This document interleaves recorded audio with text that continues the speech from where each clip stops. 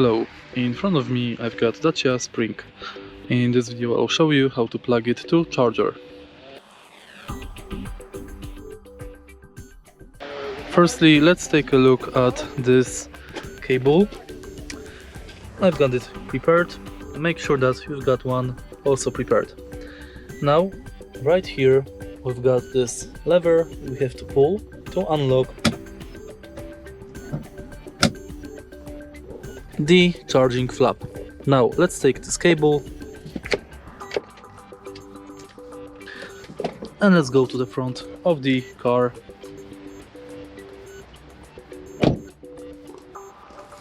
As you can see right now, charging flap is opened. Lift it up, connect one part of the cable to power supply and the second one right here.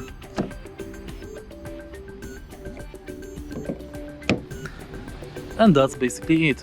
If you find this video helpful, please leave a like, comment and subscribe.